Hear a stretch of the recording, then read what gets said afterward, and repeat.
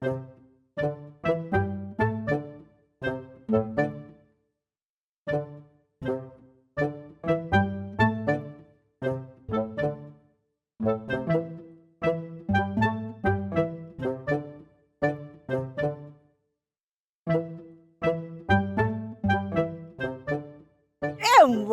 ગુલ્લુડા ये कुजाड़ो मासी हे मोआ ए होते तो भोग मजा शौक पे थे ये मोतो जी गाल की न समझी ये कुजाड़ो पीची हुई हे सोरा ए सेठ जे विहां वारी गाल ए बियो कुजाड़ो थी चुआ ये वो की मासी ए मुंह तो मणे ओन मुई हीर सा गाल कई ए तोसी सेठ विहां थो करी ये पो मासी ये हीरा कुजाड़ो जियो ए सोरा वो तो रन माग विहां ला तैयार थो बेटिया ये मासी ये पो तो मुआरा धुक्को पे ये पूरो नहीं लगो ए वो वरी किया गुलोड़ा ये मासी ये मुआ सेठ के चियो ये तू हीरा सिंधो व्याव करी ये ओ ता आफत लगी पई ये तो जो सिर विंदो ए बस बियो ए हीर तो विहां ला तैयार ए बाकी तुझे सेठ जी मर्जी ये जे हीरा तैयार है ना ये सेठ मुआरा ये व्याव जो शौक विहण की न पियो दिए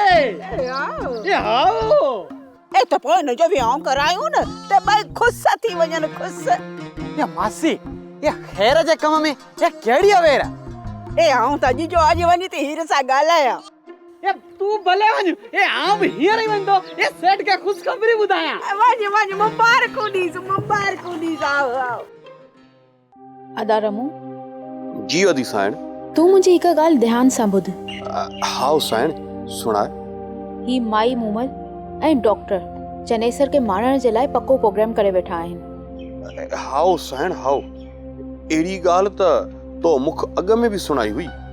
अदा रमू चनेसर त असांजी गाल ॿुधे ई नथो। हाउ अदी ईअं त आहे पर कोशिश करे असांखे चनेसर जी हिफ़ाज़त करणी आहे।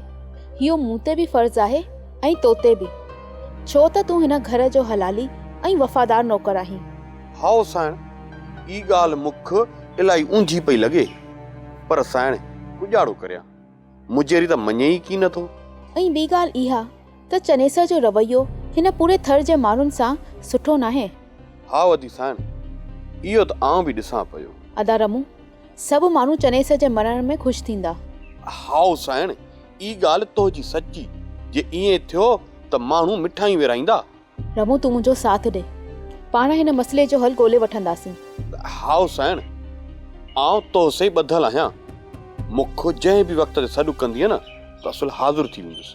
ऐं हा अदा तूं चनेसर जे ॿियनि नौकरनि जे चक्कर में न अचिजांइ, छो त चनेसर हुननि खां सदाईं ग़लति कमु कराईंदो आहे। हाउ साइण ई त मुख ख़बर आहे तोखे कोई बि ग़लति कमु नाहे करणो, थी सघे त को चङो कमु कजांइ, न त न।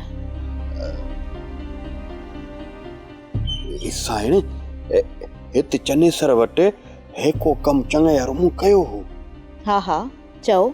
साइण सुखा ऐं सारंग चनेसर वटि हिते ॿधल हा कोठीअ मंझि मोह उन्हनि खे छोड़े रवानो कयो हो, न त मुजेरीअ सारंग खे असुल उफट मारियो थे।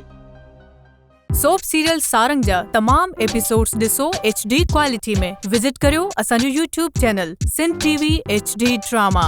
सब्सक्राइब कयो असांजो official YouTube channel Sindh TV HD drama ऐं वधीक अपडेट लाइ बेल आइकन खे क्लिक करियो।